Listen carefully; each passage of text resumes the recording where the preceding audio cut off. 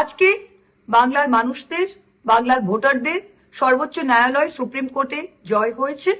আপনারা সবাই দেখেছিলেন যে বিগত দিনে 9 তারিখ ফেব্রুয়ারির শুনানিতে সুপ্রিম কোর্ট পরিষ্কার আদেশ দিয়ে দিয়েছিল নির্বাচন কমিশনকে কি কি করা যাবে, কি করা যাবে না।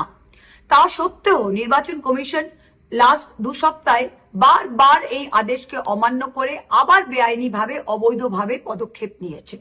কি করেছিল?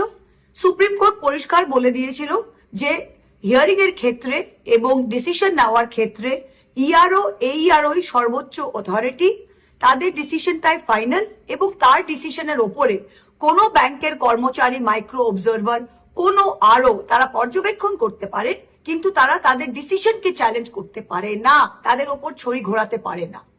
এটা বলা সত্ত্বেও আমরা দেখছি যে হিয়ারিং হয়ে গিয়েছে। ইআরও, এইআরও কেসটা, ডকুমেন্ট, নথিপত্র দেখে সেই ভোটারকে বৈধ ভোটার ঘোষণা করে তার নামটা পার্ট ফর ফাইনাল পাবলিকেশনের জন্য একটা ফোল্ডারে রেখেছে। হয়ে গেছে, সেই কেসটা ডিসপোজ হয়ে গেছে।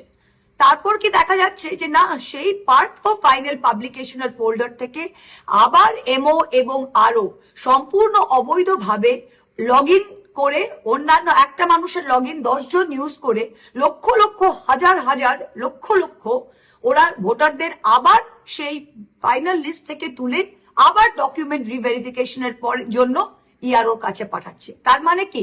তার মানে ইআরওর ডিসিশনের পরেও আবার মাইক্রো অবজারভার কিভাবে তার উপর ছড়ি ঘোরায়, কিভাবে সেটা করা যায়। এক একটা অ্যাসেম্বলিতে যেরকম কেতুগ্রাম 52,000 এলডি কেসে 52,000ই তারা বলেছে আবার রিভিউ করতে হবে। এটা তো মানে খামখেয়ালি হয়ে যাচ্ছে।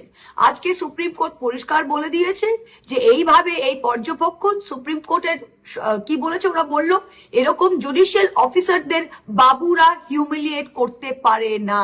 We will not allow it, babus cannot humiliate judicial officer.